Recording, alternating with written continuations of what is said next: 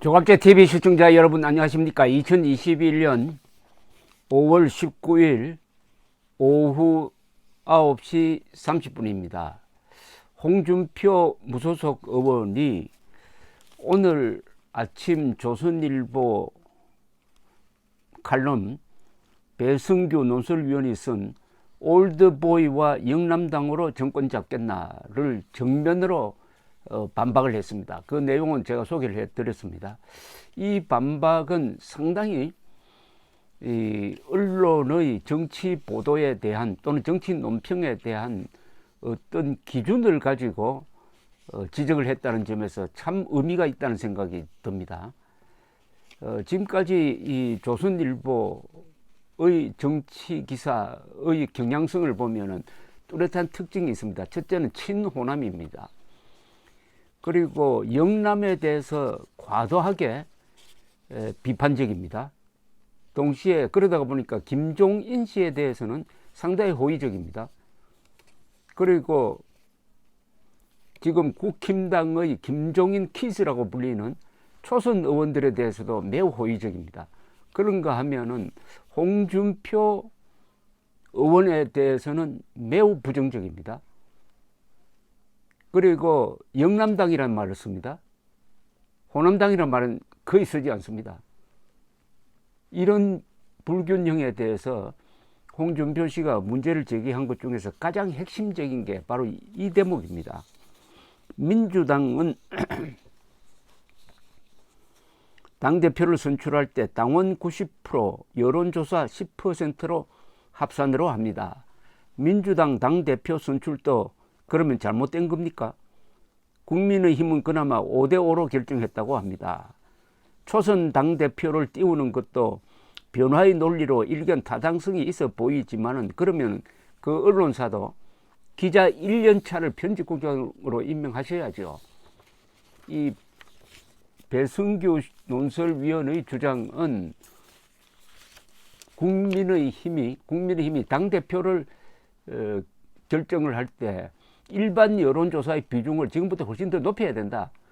그렇게 높이지 않는 것은 불공평하다. 즉 초선 의원들에게 불리함으로 불공평하다라는 주장하는 데 대해서 홍준표의 반론은 뭐냐면은 초선을 그렇게 밀어주고 싶으면은 조선일보부터 1년차 기자를 편집국장에 한번 임명해 보라. 그리고 당대표를 뽑는데 왜 일반 사람들의 여론이 그렇게 중요하냐. 이 정도면 충분한 거 아니냐. 예를 들면 50대 50, 당원 50, 일반 여론조사 50이면 충분한 것 아니냐. 그런데 계속 불평을 하는 게 뭐냐. 더구나 민주당은 10%밖에 반영 안 하는데 민주당 비판은 안 하고 왜 국민의힘을 영남당으로 비판하느냐. 이런 아주 어떻게 보면 상당히 그동안 억눌렸던 억울함을 호소하는 그런 내용이었습니다. 이 배승규 논설위원의 이 글 제목이 잘못됐습니다. 올드보이와 영남당으로 정권 잡겠나? 이게 공평한 이야기입니까? 올드보이. 그럼 올드보이는 나쁘고 영보이 또는 뉴보이는 좋다 하는 무슨 절대적 기준이 있습니까?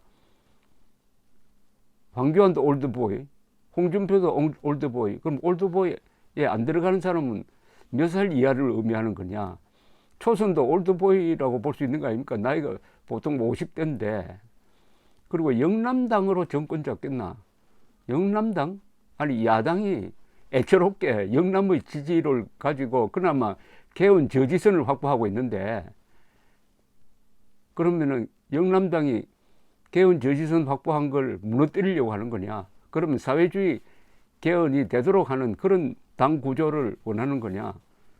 하는 이런 반론이 당장 들어가는데 특히 너무나 이게 자세하게 국민의힘 경선 룰에 대해서 언급을 했습니다. 이 대목이 홍준표 씨에 의해서 아주 날카롭게 지적이 되었습니다.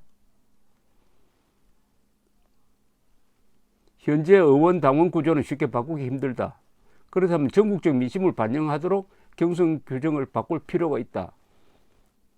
이건 독단적인 거 아닙니까?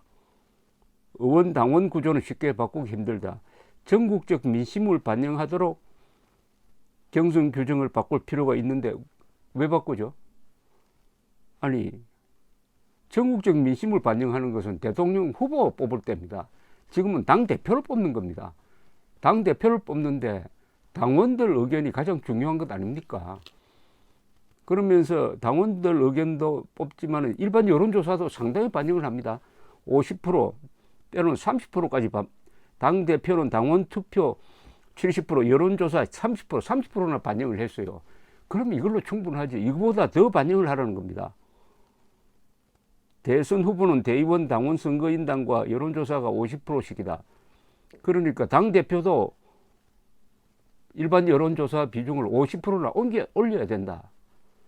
아니, 조선일보가 지금 국민의힘을 운영하겠다는 겁니까? 아니, 이렇게 미주알 고주알 간섭할 수 있는 권한이 조선일보에 있느냐 이겁니다. 그러면은 거꾸로 국민의힘도 조선일보에 대해서 앞으로 편집국장은 1년차를 한번 앉혀보라. 아니면은 부국장급에서는 반은 1년차로 해보라. 아니면 3년차로 해보라. 이렇게 주장할 수 있는 것 아닙니까? 조선일보는 국민의힘 당대표 뽑는 것까지 미주알 고주할 간섭을 하는데 국민의힘은 조선일보 편집국의 경영에 대해서 왜 간섭할 수가 없습니까? 간섭할 수 없다고 하면 그건 언론이 그런 특권을 인정하는 거 아닙니까? 언론이 국민의힘에 대해서 조선일보가 이렇게 갑질을 해도 되는 겁니까? 그러니까 지나치다는 겁니다. 이 대목이 이거 전국적 민심을 반영하도록 경선 규정을 바꿀 필요가 있다. 이미 전국적 민심을 반영하고 있는데 규정을 또 바꿀 필요가 있다고 하니까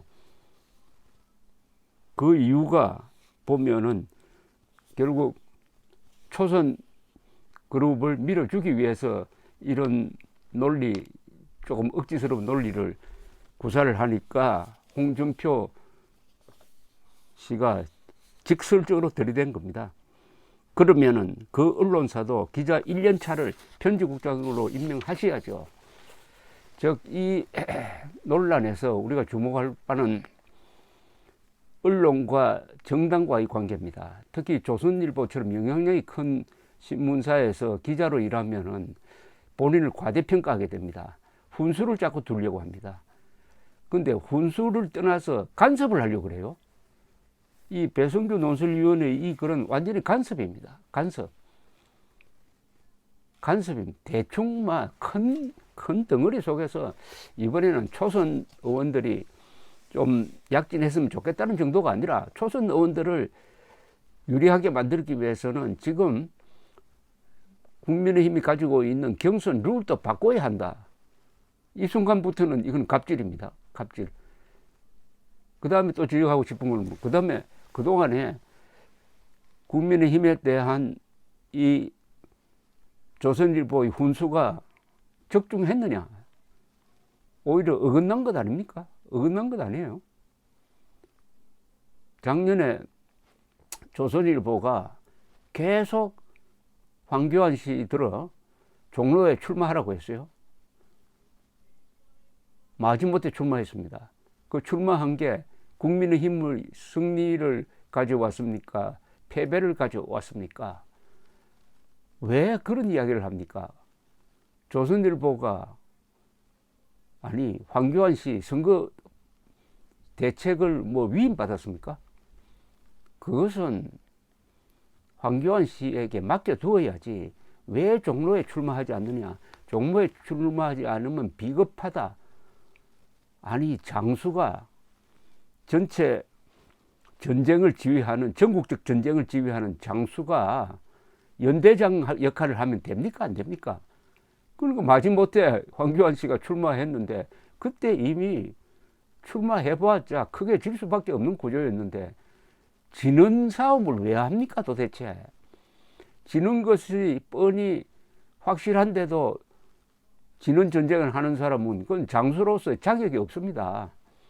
이순신을 우리가 왜 존경합니까? 이순신은 10여 차례 전투에서 다 이겼습니다. 왜냐? 이길 전투만 골라서 한 겁니다. 이길 전투만 해야죠. 질 전투를 하면 안 되죠. 전쟁에서 제일 중요한 것은 땅 빼앗기가 아닙니다. 군사력을 보존을 하는 겁니다. 땅을 빼앗겨도 군사력만 유지하고 있으면 반드시 반격이 가능한데, 그러려면 질 전투를 안 해야 됩니다. 질 전투. 선조가 엉터리 정보를 가지고 이순신으로 하여금 부산으로 출정하라고 하니까 이순신이 딱 상황 판단해 보니까 그것은 허위 정보에 기초한 잘못된 짓이다. 저 명령을 따랐다가는 우리 군사력이 다 산산조각 나겠구나 해서 거부했던 겁니다. 군사력을 보존하기 위해서. 말하자면 질 전투를 안 하겠다는 거죠. 그런데 황교안 씨 보고 질게 뻔한 출마를 하라고 해놓고 그때 미래통합당이 참패를 하니까 조선일보가 나와가지고 우리 훈수가 잘못되었다 반성하는 거 보셨어요? 이 기회에 우리 국민의힘은 조선일보의 정치 훈수는 절대 듣지 말아야 합니다. 그렇게 휘둘리지 말아야 해요. 더구나 그런 언론을 이용해가지고 당 내에서 내부 총질을 하는데 도움을 받으려고 하는 자들은 그 사람들이 나쁜 사람들입니다. 당 대표는 국민의힘 당원이 주가 되어서 결정하는 게 옳지 않습니까?